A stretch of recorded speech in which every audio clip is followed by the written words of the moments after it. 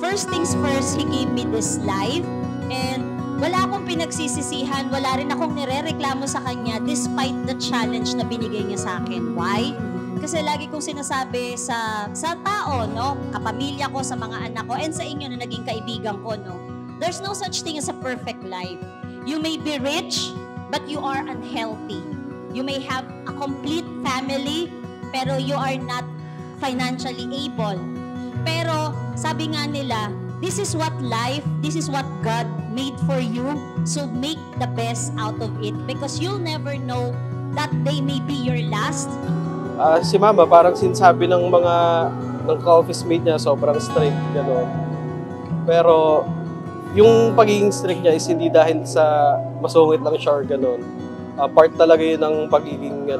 Like, pag-train niya sa'yo, sa tao. Kahit sa kaninong tao, gano'n siya. Kaya kita mo naman lahat kami, lumaki na matino, mga ka-office mate ni Mama. And ayun po. Ma, from your second daughter na maganda na maldita, Mommy, thank you for everything. Thank you sa lahat ng sacrifices mo. Thank you for raising us. Alam kong mahirap magpalaki ng anak, lalo na makulit kaming dalawa. Pero thank you, Ma, for loving us. We love you so much.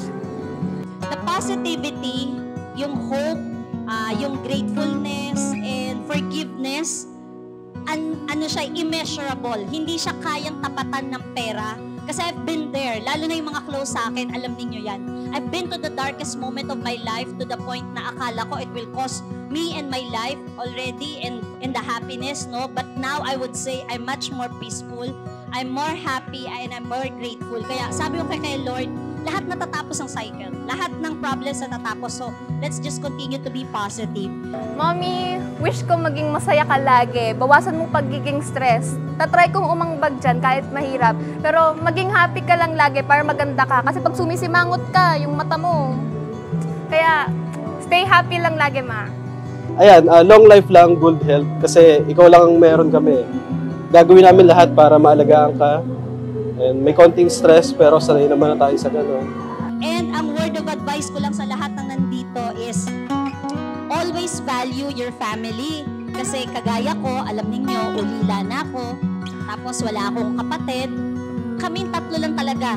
Kami at saka yung mga anak ko. Pero lahat kayo na nandito, ay yung iba na hindi nakadalo, ganun naman kalaki yung pinalit ni Lord na extended family ko. Yung closeness, hindi nawala. And for that, I am so much grateful sa lahat po sa inyo and kay God.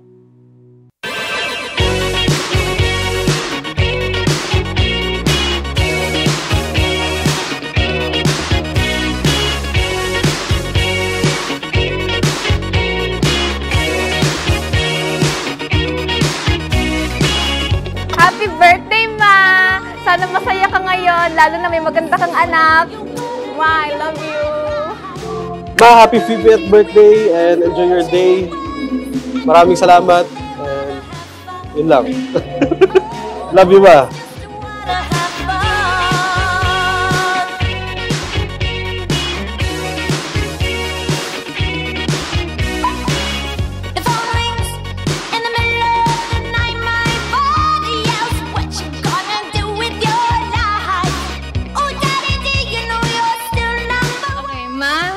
Happy 50th birthday!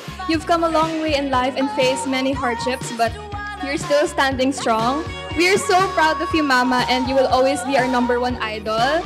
Thank you for being a good mother to me and Kuya. We are so grateful and lucky to have you as our mother.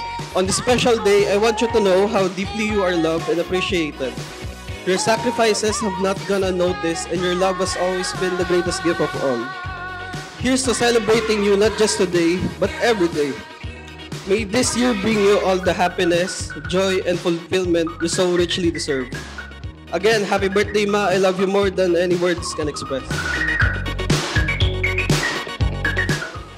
Toxic siya sa work kasi he wants everyone on her team to push. Kahit sa ibang team, ganun siya. But outside work, wala na yun. Hindi siya nagtatanim ng sama ng loob. Pag mag-away kayo, yun lang. After that, wala na.